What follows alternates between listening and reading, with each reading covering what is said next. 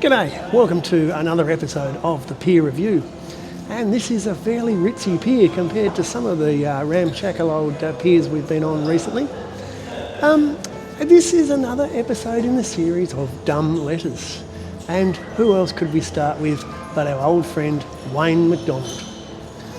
And it's not so much the topic of this letter from Wayne, it's about light rail, as always. It's more about Wayne's state of mind, so we won't need to quote the entire letter. We must never capitulate when it comes to a light rail network for our beautiful city of Hobart. Being bereaved of our nostalgic rail network in Hobart has left us citizens in shock and deeply traumatised. We cannot experience a more surpassing ride than what our light rail offers. We have MPs and lobbyists who can make lasting decisions and pull the strings when it comes to getting projects up and running. Often without our powerful MPs and lobbyists, nothing will manoeuvre. It's in the best interest of our state to embrace this stunning, surreal light rail network for Hobart. Our people deserve it. Surely we are on the right track when we promote indispensable light rail services for Hobart. Wayne McDonald, Taroona. Bereaved, in shock and traumatised by the removal of rail? I mean, trams ceased in Hobart in 1960. Suburban trains ceased in 1974. And the last intercity passenger train, the Tasman Limited, finished in 1978.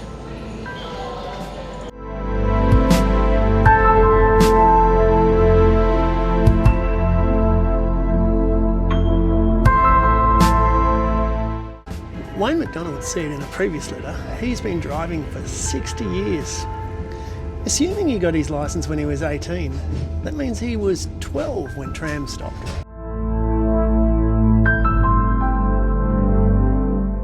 He was 26 when the suburban rail ceased, and only 28 when the Tasman Limited ceased.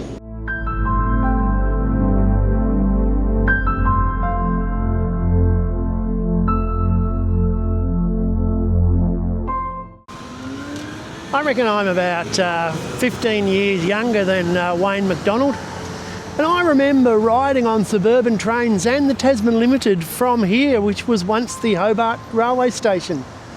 But I don't know of any one person of my generation who's bereaved, let alone traumatised or in shock because they stopped running the trains.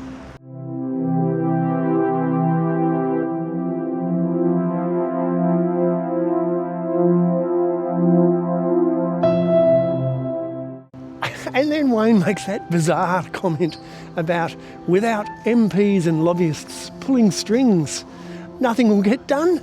How does he think things actually, like light rail and major infrastructure, get done? These guys and women in there pulling strings.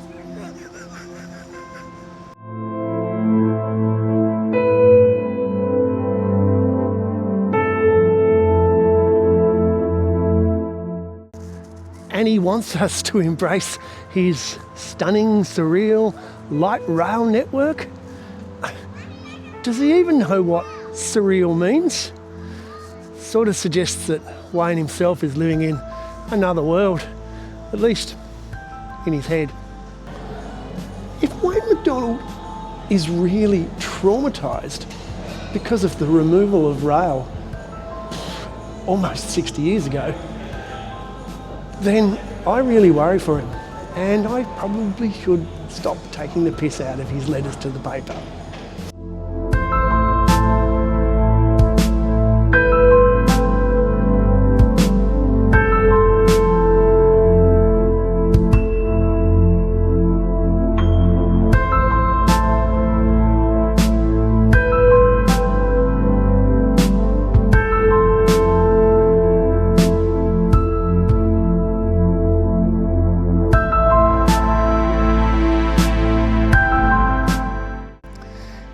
Next up, we have a letter from Barry Ryan. I hope Ben Roberts-Smith gets acquitted of all the wrongdoing and sues the backside off the accusers. Barry Ryan Glenorchy. Has not Barry read the news? Ben Roberts-Smith has already sued for defamation. It was one of the biggest news stories in the last few years. A huge trial with heaps of publicity. And he lost. The judge found, on the balance of probabilities, that Ben Roberts-Smith killed unarmed Afghans. And that's now why he's been charged. Because the police have put enough evidence together to try and prove beyond reasonable doubt that he killed the unarmed Afghans. That's why he's been charged. And even if he's found not guilty, he can't sue for defamation again, Barry. Unbelievable.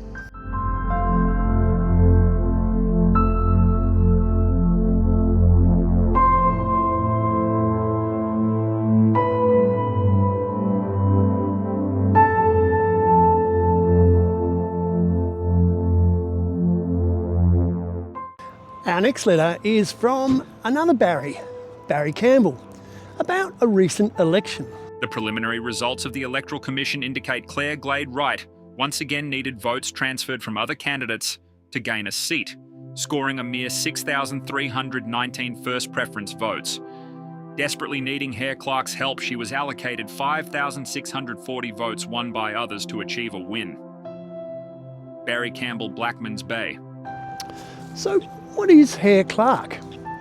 Well, the Hare Clark system is a system of proportional representation for the House of Assembly elections in Tasmania. 7 members are elected from each of 5 electorates. It's sort of like the model for the Senate, where 12 senators are elected from each state, proportional representation. So what was that election that Barry is commenting about? Well, it was for the Legislative Council seat of Huon, and the winner was a candidate called Claire Glade Wright. Legislative Council? Not the House of Assembly? Is Hare Clark used for Legislative Council elections? No. The Legislative Council has 19 seats with 1 member from each of those electorates. It's a similar situation to the House of Representatives. So Barry's complaining that Claire Glade Wright needed votes from other candidates to get in? That's how preferential voting in every single electorate in Australia works. Barry might prefer the first-past-the-post system like they have in the UK, but it's the preferential system, not the Hare Clark system, that caused Claire Glade Wright to be elected. Now, I'm not saying how I voted, because I don't want a certain David H to think that I'm being political. Now, to be fair, I'm not the first person to have corrected Barry Campbell on his misunderstanding of the Hare Clark system for the preferential system in regards to the Legislative Council. Other readers wrote into the Mercury correcting Barry. But why didn't the Mercury realise? Did they want to make Barry out to look like the idiot that he was? Or did the sub-editor not know how elections work either, and published a letter that was so blatantly, factually incorrect? Not to say dumb.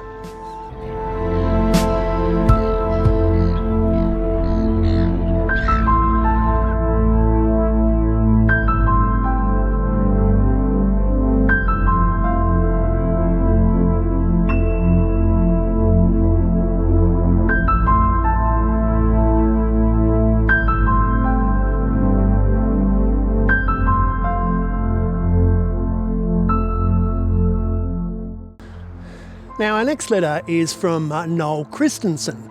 The continuing wood heater kerfuffle, which provides residents with the most polluted air to breathe in Australia, is under intense scrutiny, with key player city of Launceston Council talking of a 15-year plan to solve the problem and 6-year quick fix to clean the air of mass pollutants. I want to focus on two main elements of the proposed strategy, they being proper heater operation, which would necessitate education, and smoke patrols, that is mobile inspectors on the lookout for errant chimneys. Any operator of a wood burner, statewide, must be capable of getting optimum performance from the device in order to achieve maximum cleanliness possible. That is to understand fully, with no gaps in knowledge, how to burn wood and achieve the cleanest result. So before putting match to tinder, a licensee must, before being granted the right to do so, be educated and pass an examination on the subject and be issued a license similar to driving, boating and many other activities. Council can quite easily hold classes culminating in knowledge tests to determine pass or fail for all residents. The cost is minimal, the results immediate, and a no-brainer initial step of absolute necessity to guarantee any chance of success of the 15-year plan. Currently, a chimney can smoke for 10 minutes before breaking the stipulated regulation, which is not enforced as smoke patrols don't exist. So, sooner or later, spies on the streets will enforce the law, with the best observation point being Talbot Road Lookout, which only needs minimal trimming of close-by tree foliage to return it to World War II status when it was enlisted in air raid precaution duty. The first and most important question is how much can the wood heater population of the city of Launceston, and indeed the entire state, working at maximum efficiency, reduce the pollution level? Noel Christensen, Launceston. Now, when I read this letter, I thought that he sounded like the typical dumb rants that you get in the Mercury. Mobile inspectors looking for smoke, needing to do training, having a licence to own and operate a wood heater. So I thought I would check it out a little bit further. Now, like many councils, Launceston City Council has a policy and guidelines on pollution, including that from wood fires and from burning off. Launceston has a pretty unique geography that does make the effect of wood smoke more intense. It's in a valley where the smoke gets trapped in winter by cold katabatic winds flowing down the hills. And I was aware that the Launceston City Council had recently released a draft document for wood heater policy. Now, the draft plan proposes a 15-year implementation of the policy. Action 1 of the plan is about community engagement and education, so it looks good to me. Information campaigns, school presentations, face-to-face events at local shows, etc. All good. But then it does get a little creepy. Under the heading entitled Proactive Education, they plan to implement targeted smoke patrols through the cooler months of the year. But then it gets even more creepy. Action 4 is entitled Proactive Regulatory Measures and Regulatory Education. Smoke patrol officers will patrol the Launceston community, identifying residences that are breaching the smoke regulations. Properties that are non-compliant will be given a warning, education, and wood heater inspection. Breaches might incur an infringement. They will develop a wood heater register. So Noel's letter is not so dumb after all. The only thing where Noel is going a bit far is his bit about having to pass a test and get a licence to operate a wood heater, like you have to do for driving and boating. I mean, those are state government responsibilities. A city council, even with such allusions to grandeur like Launceston City Council, can't enforce that. Oh, but wait for it.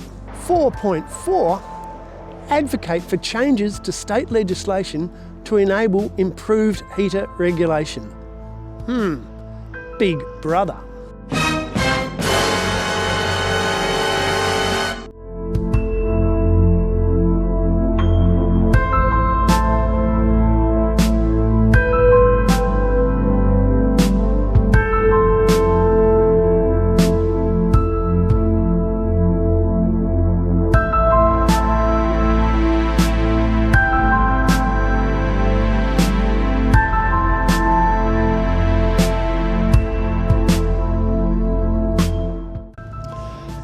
after that last not-so-dumb letter, we need a bit of cheering up. Had a hearty chuckle at the warning of the risk that a ship could sink right on top of the proposed new tunnel, causing traffic flow to be stopped. Wayne Bell, poor tunnel vision, quick views, May 2nd. Comedic genius. Sir Humphrey couldn't have said it better himself. Steve Bailey Glenorchy. Now, Wayne's letter appeared on the 2nd of May, and Steve's was published on the 4th of May. And have a look at the letters page on the 4th of May. We might need to look a little more closely. Yep, directly above Steve's letter, here's Wayne's letter again. Did the Mercury not realise that they'd published the same letter twice? And not realise that when they placed Steve's letter commenting on Wayne's letter directly underneath Wayne's letter that they published twice? And on the topic of a tunnel, it didn't take old mate Wayne McDonald long to jump on the bandwagon. Let's have an acrylic underwater tunnel, which would be submersed and rest gently on our iconic Derwent riverbed. This aquarium rail riverbed tunnel would connect and move hordes of passengers and citizens from one side of our iconic Derwent River to the other. This aquarium rail tunnel would accommodate single or dual passenger train tracks, travelling from our city across to Bellarive and returning to our Hobart CBD. The ride would engage our Derwent River marine biodiversity. This novelty passenger rail ride would be a rapid express train ride free of any obstacles, traffic congestion, busy level crossings, boom gates and pedestrians. Wayne McDonald, Taroona.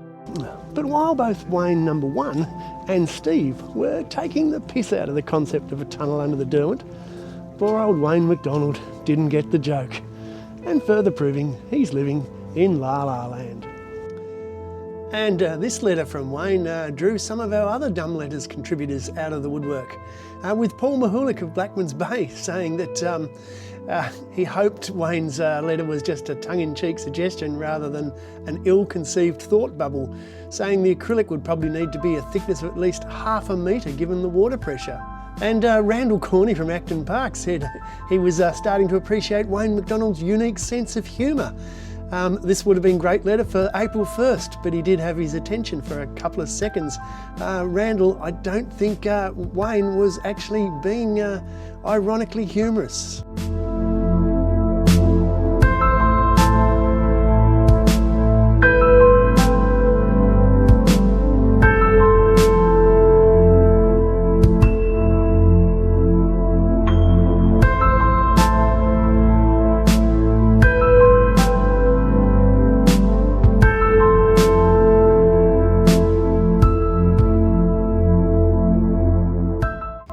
But if you, like me, was wondering why the Mercury publishes so many of these dumb letters, this next one might explain it. Except it's not a letter, it's an actual article.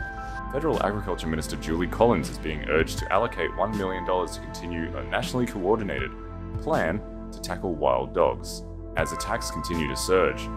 Commonwealth funding for the plan, which promotes an evidence-based approach to wild dog management and is at a critical juncture, according to farm leaders, is slated to stop in November. In a letter to the Franklin MP sent this month, co-signed by the National Farmers Federation and the Peak Sheep, Wool and Cattle bodies, farmers are calling on funding to be maintained. Victorian Farmers Federation President Peter Starr said he was aware of the push to have the funding reinstated and said the National Coordinator, Greg Misfud, played a key role in educating communities about the best methods to control wild dogs. The need for better wild dog control continued to rise, with Mr. Starr saying just this week he had been at meetings where farmers say wild dog sightings have increased this year. Without a nationally coordinated plan, NFF Chief Executive Mike Guerin said in the letter to Ms. Collins, there would be significant risks for Australia's livestock industries, regional communities, the broader red meat supply chain, and threatened species. So, you're probably asking, what's the issue with that pirate? You really are a mug standing on a pier. Well, have a look at the subheading that I omitted from the previous slide. Farmers urge for an Aussie-wide mandate to save crops. Really? Does the Mercury sub-editor think that dingoes eat wheat? So if the sub-editors at the Mercury are so dumb that they think that dingoes eat crops, then it's no surprise that they print dumb letters about the Hare-Clark system in the Legislative Council, letters saying Ben Roberts-Smith should sue the police for defamation when he's been charged for murder because he's sued for defamation, published the same letter twice, one commenting on it and the other showing that they made a mistake, and the continual deluded,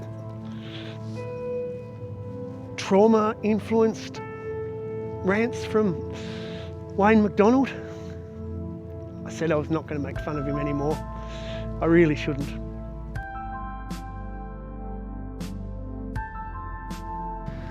So that's where we'll leave this episode of the Pier review of dumb letters. I'm sure there'll be another one coming, but in the meantime, next one will be one where the topic is actually quite dear to my heart. I've touched on it a number of times in videos over the years. It's about the changing demography of Tasmania.